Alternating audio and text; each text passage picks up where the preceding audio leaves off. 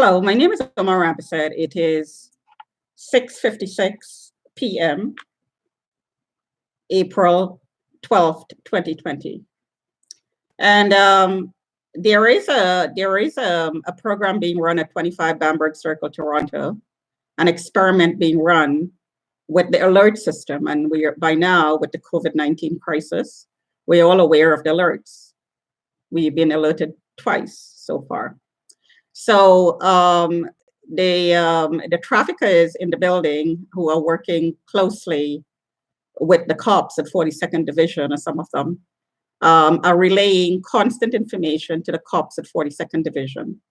And I was updated at the window by some of the monitors, quote unquote, which is really who are really stalkers and harassers, that some of the cops are logging in as well. So this is the surveillance that we are now seeing coming into play under the COVID-19 crisis. Everybody has to be monitored inside of their home as well, whether to see whether they're going out more than once a week, or the reason they're leaving their homes. Much in the same way, I've been monitored this way for the last 15 years in this building, and this is an experiment that was and is being carried out at 25 Bamberg Circle with very close collaboration with the cops in 42nd Division. And the red alert, yellow alert, orange alert, these are levels of danger, I guess, quote unquote, because I'm such a dangerous person. That's sarcasm. And these alerts indicate the level of danger, and the level of danger determines the level of these signals that causes pain and disabling you and torturing you. So I did a lot of video live streaming of these signals. So I'm not going to do too much for you today, but as you can tell, these figures are all over the place.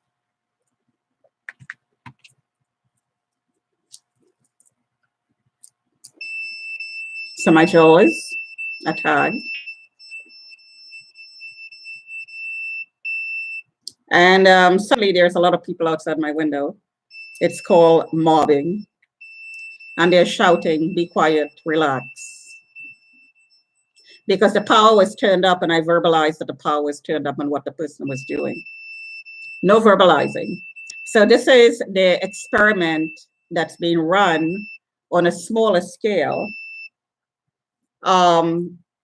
in parallel with what's going on and what's being rolled out under the COVID-19 crisis. So if these two things are parallel, then myself and a whole lot of doctors and engineers and a lot of professionals who are finding themselves locked out of the economy suddenly are questioning and verifying what I'm saying. So this is it. The COVID-19 is an experiment that runs in parallel with the one that's being run in the building in Toronto. So I talked about communism before in some of my tweets. And this, of course, is an experiment in the communistic way of running the building and now the world.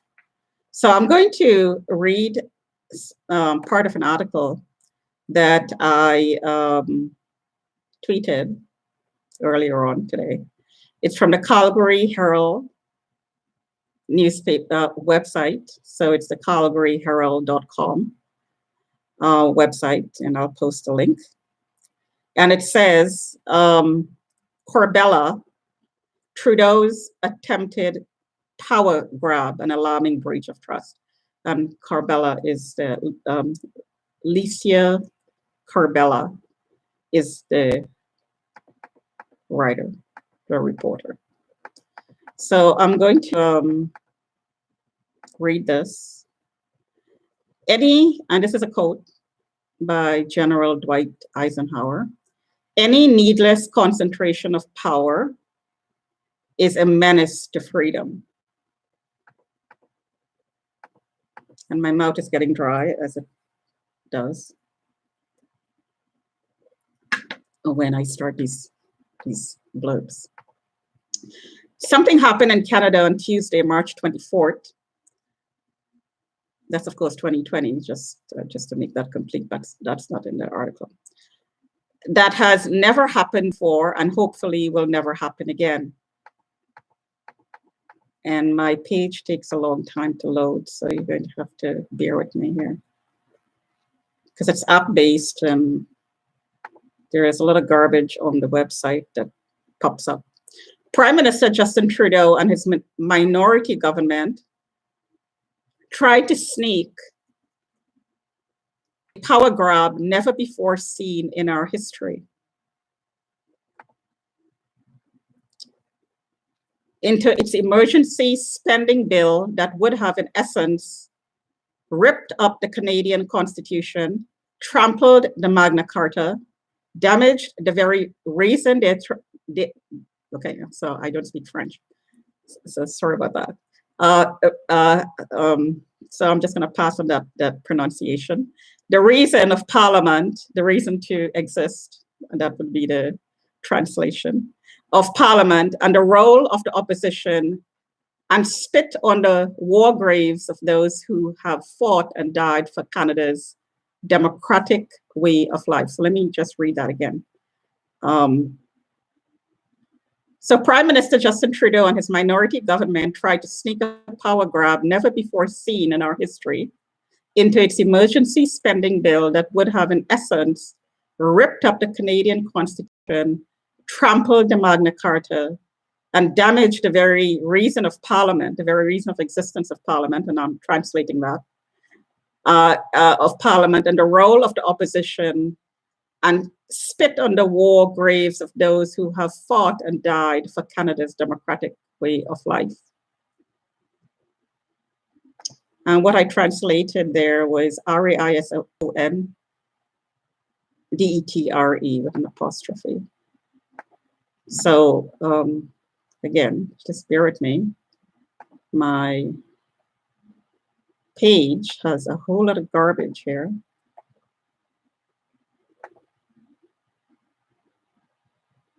So I have to wait for it to load. And yet, how many Canadians even know that this has happened, as most of the country's focus is on COVID-19 and its rapid spread around the world? The national broadcast on CBC barely mentioned this troubling attempt at an unprecedented power grab on Wednesday. So let me do that again. And yet, how many Canadians even know that this has happened, as most of the country's focus is on COVID-19 and its rapid spread around the world?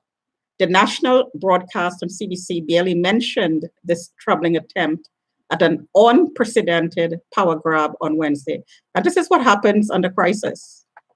When everybody's attention is turned in the opposite direction, cunning politicians go for the jugular and try to get what they want, basically. They take advantage of the situation. That's what I mean by going for the jugular. They try to squeeze as much and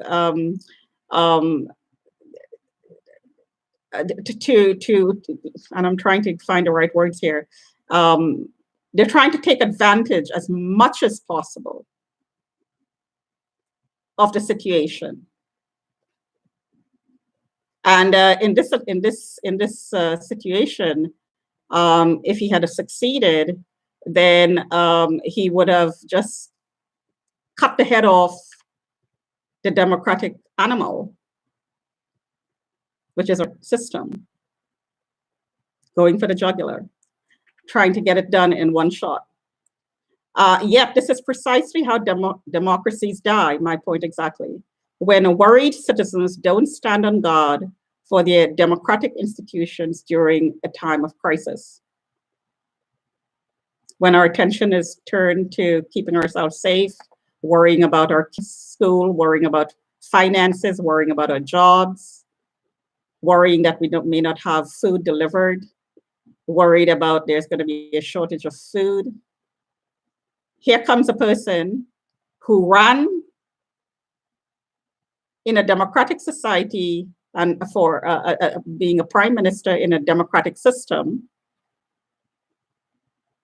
trying to undermine the entire system. On Tuesday, a smattering of MPs returned to the House of Commons, which had been recessed from March 13th until at least April 20th, to vote on an $82 billion emergency spending bill to rapidly get money into the hands of struggling Canadians who are unable to work as a result of measures to prevent the spread of the coronavirus. Every opposition party had made it clear to the ruling Liberal government that they would fully cooperate and quickly pass Bill C-13 in one day. The Conservatives, the NDP, and the Bloc showed good faith in the government, but the government did not return that good faith.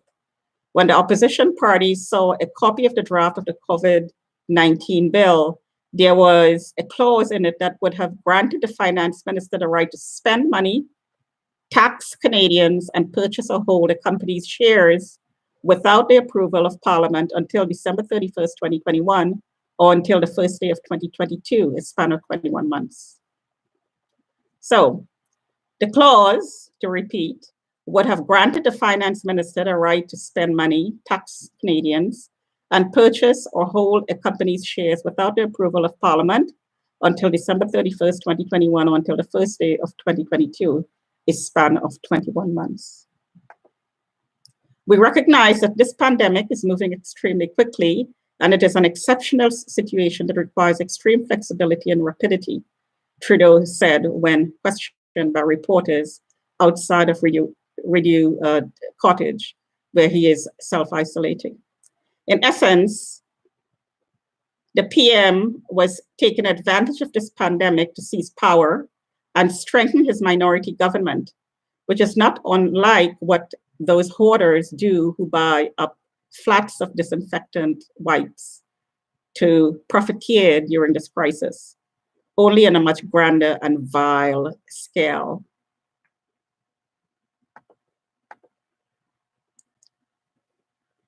When it became obvious that the passage of the bill was stalled because of his government's underhanded attempt to usurp the power of Parliament, Trudeau then sent out a tweet saying, the legislation will be tabled without clause 22.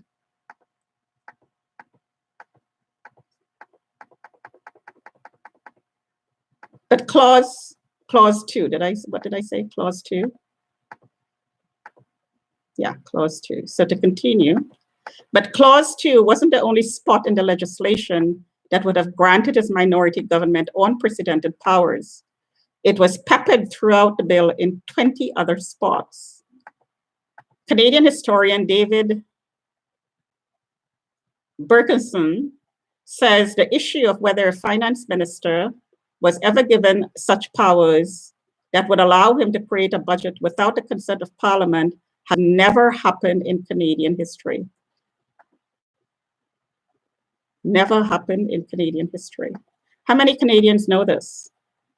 Were Parliament to grant the government that power to tax and spend money without parliamentary oversight, they would have fundamentally changed the Canadian Constitution in a way that would be extremely deleterious to the operation of the government in this country, said Bergeson, who teaches history at the University of Calgary and is an author and co-author of more than 30 books. So there you go, folks. What's the real reason behind COVID-19? I read somewhere that another government tried doing the same thing. But let's stick with the Canadian government. Of course, I'd never, ever vote for Justin Trudeau ever again. Ever again. I don't have a problem with the Liberal Party itself. But something doesn't sit right with the way that this crisis is being handled. And, you know, as a good example, the way the emergency package was rolled out for under the EI program. I pointed that out. I'm not going to go into it again. It was sloppy work, very, very sloppy work. A lot of inconsistencies in the way it was worded.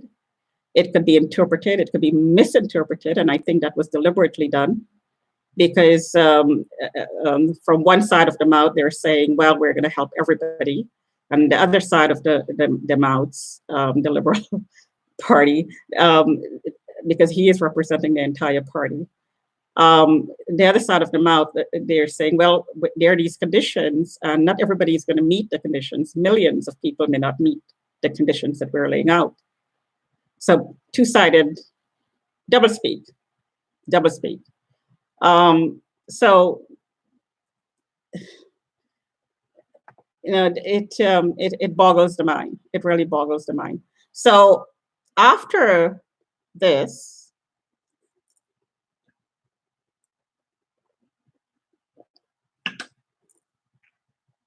I went and I checked out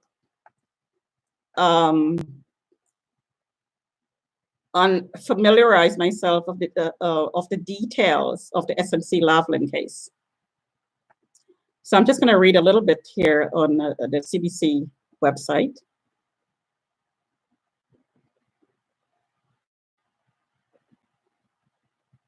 And I'll post the link. On August 14th, Ethics Commissioner Mario Dion released his report into the SNC-Lavalin affair, the political scandal that has led to the ouster of 2 cabinet ministers, the resignation of one of the prime minister's key aides, and the opposition calls for Prime Minister Justin Trudeau to step down. Well, I think when you put this together with what he did, he should step down.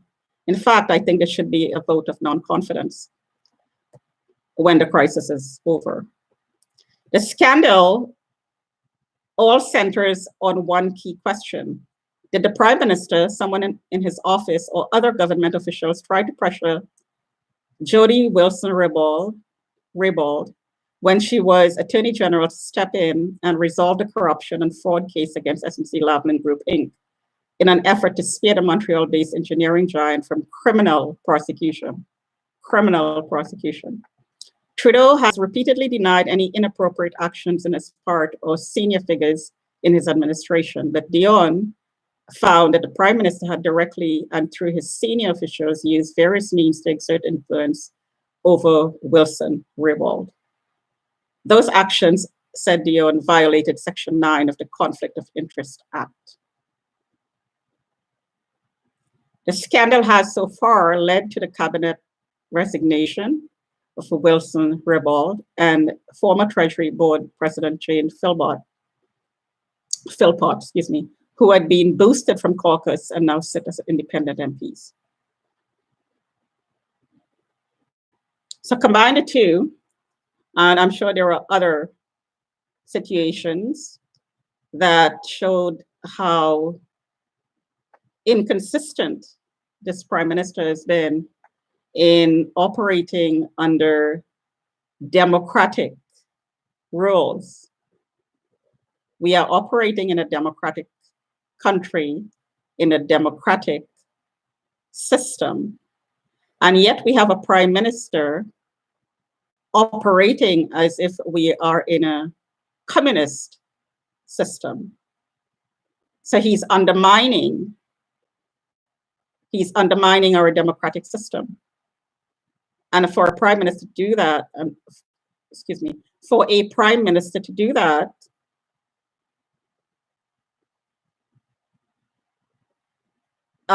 it shows, definitely do not have my confidence, and he should not have anybody's confidence who believes in a democratic system.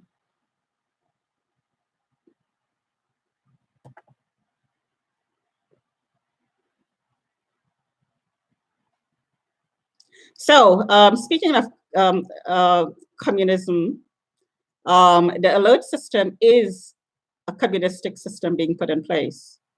It is being experimented with at 25 Bamberg Circle, and all the court documents that's being generated as a result of what's going on in my case. Everything is based on suspicion. The Mental Health Act is being abused to defame me and to paint me as a criminal and as a prostitute, which of course I'm not. I never have been. But there's this remote technology that's being used to log on to people using 5G type technology, millimeter wave technology, laser technology, microwave technology, which I've demonstrated several times before. And you're logged on, somebody's logged on to you and you have a double. And this person knows everything about you and I'm being passed around from person to person. So in a communistic system, everything about you will be known because you'll be chipped and you're going to have this computer logging on to you, but you may have a person behind that computer. So when that person changes shifts, then you're going to be passed around to somebody else. So that other person will also know everything about you until it's all completely computerized and you have a supercomputer running the whole thing, which is where it's headed, I think, globally. I think that globalization in certain aspects of our society, economy, I should say, is good. But running our country on a global basis is not a good idea. I think in a lot of instances, we need to keep our borders. We need to keep our sovereign rights as a country. What we've developed, the system we've put in place, our human rights code being upheld.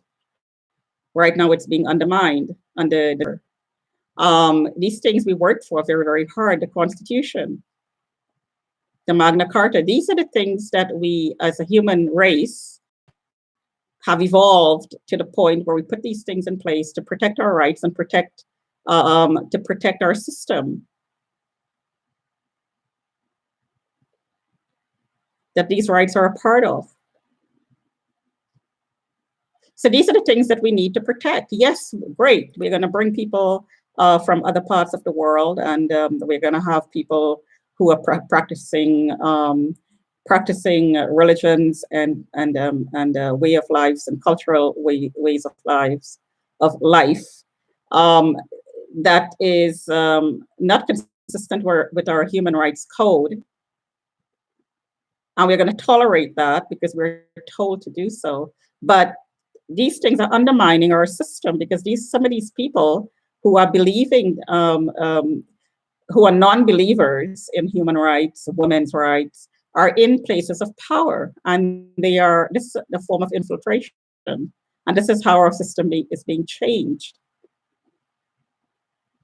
And a good example of that, of infiltration and an erosion of of upholding our human rights, is putting an active police officer or as a human rights commissioner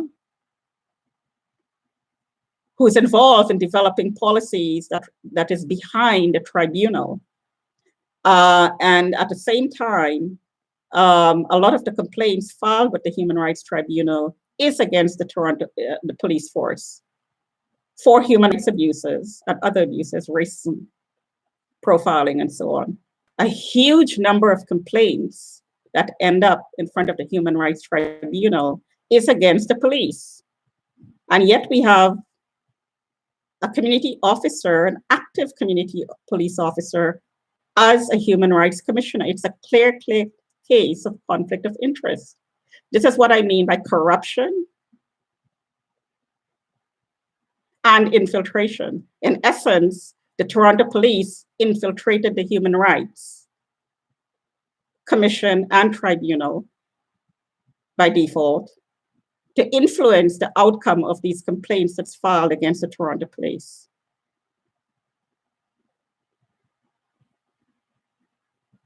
These are the things, an example of the things that needs to be protected. And right now, as I'm talking, my ankle is being pulsed.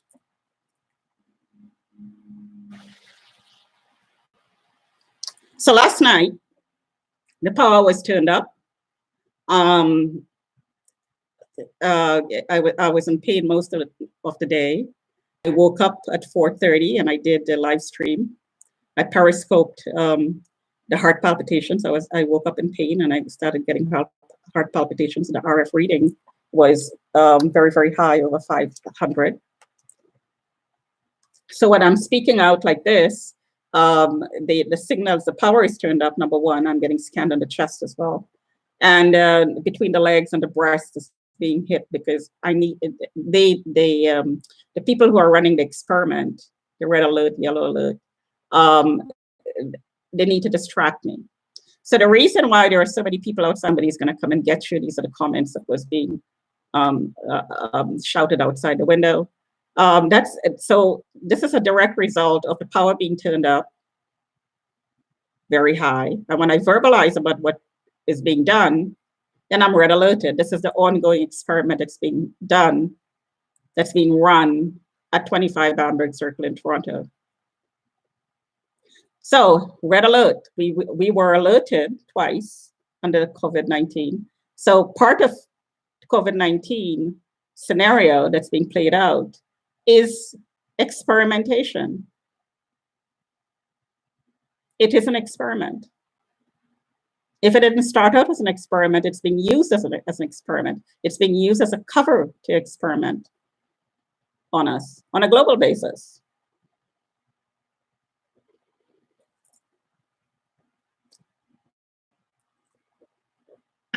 And my mouth is being hit because it's constantly getting dry.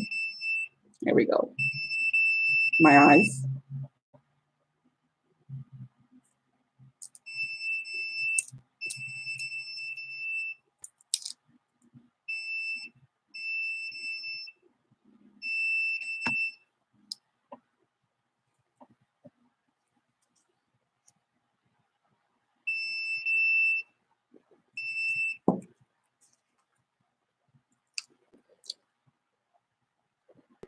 See how high that RF reading is? That's this one right here. So if I were to take my temperature,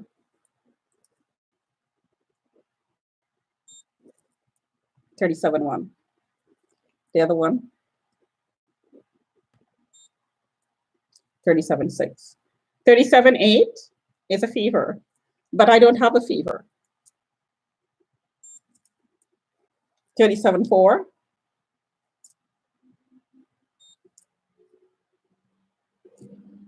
36.8. I don't have a fever, and I'll show you what's going on here. Here is why it's the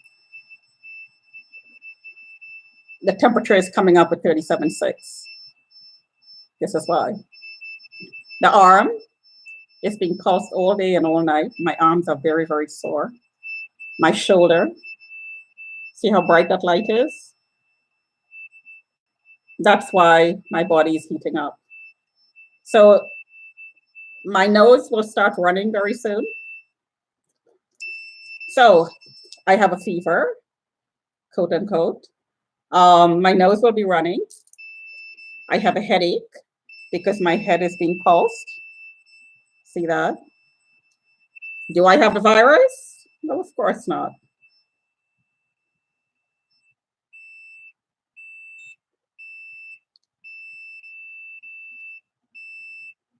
Red alert.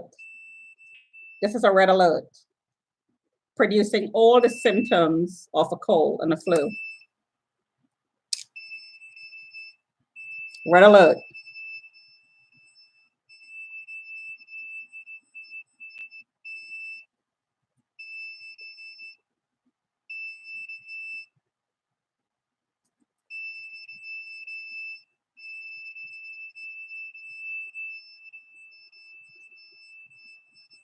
Chest scans, which is why you're getting, which is why I'm getting the temperature increase.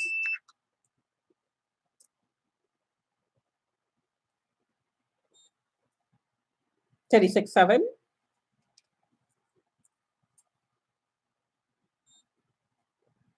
(37.2). On the right side is at a higher power than the left.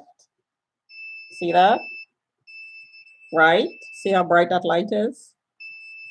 And it's on and off as well. So I'm going to take my blood pressure.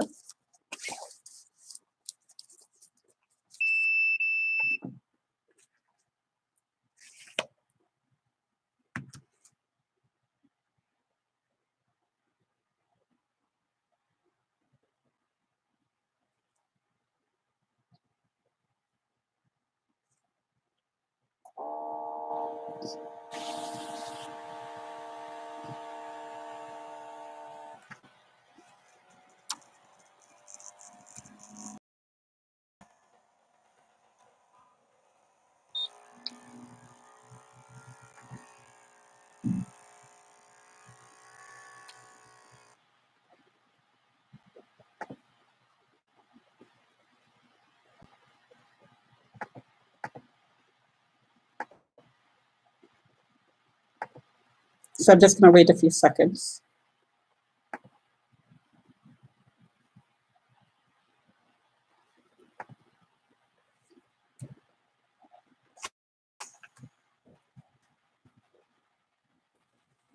(122/79).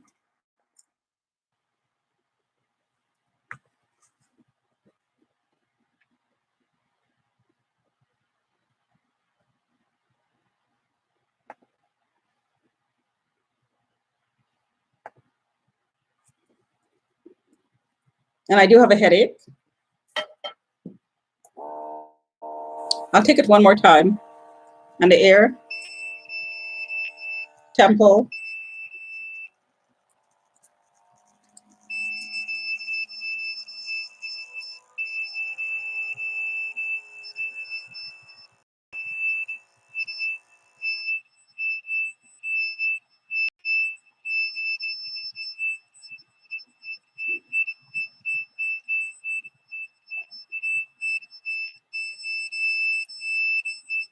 so the right side is being hit at a higher power than the left.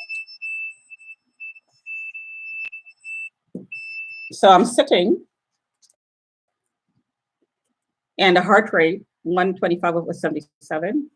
The heart rate is 95 there. What was it before? It was 85. So it went from 122/79, heart rate 85, to 125/77, heart rate of 95.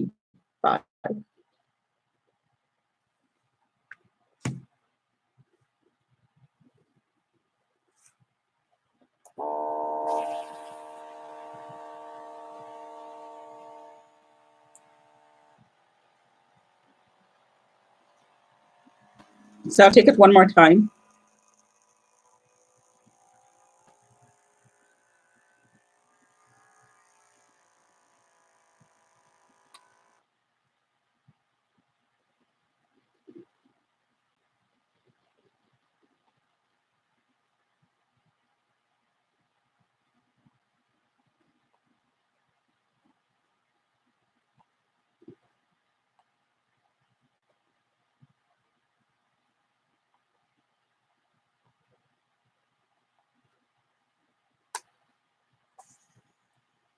And it dropped to 114/78, heart rate 80. Up and down, up and down, up and down. That's a reflection of these numbers.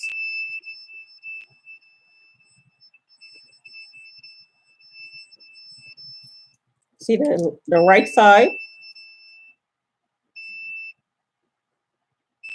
is on a higher power than the left, and it reflects in the temperature. So I'm going to take the temperature one more time.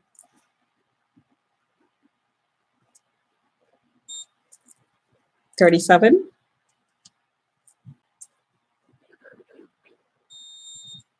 There you go. According to this, I have a temperature, but I don't. I just showed you why it's coming up as a temperature. 37.6, drop immediately.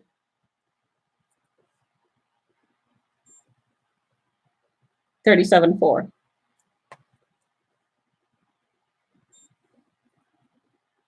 37.3. Don't have a temperature. But soon my nose is going to start running, 37.2.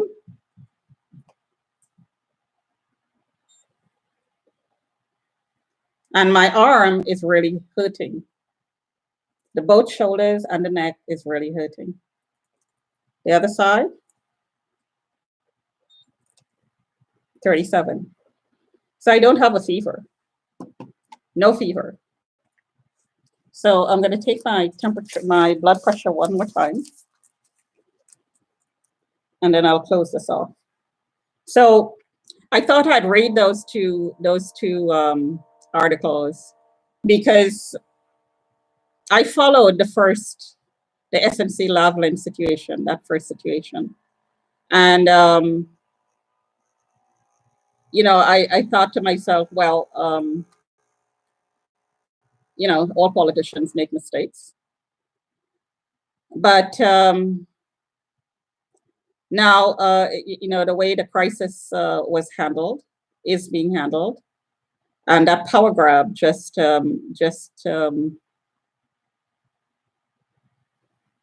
it was a turning point for me. How people react in times of crisis, how they handle themselves, how the decisions they make under pressure, shows what really lies underneath the surface. It shows their character, it shows their mindset, it shows where they're headed. Because it's not when things are normal that you see how they take advantage of it or how they do not take advantage of it. Shows their character. And in this instant,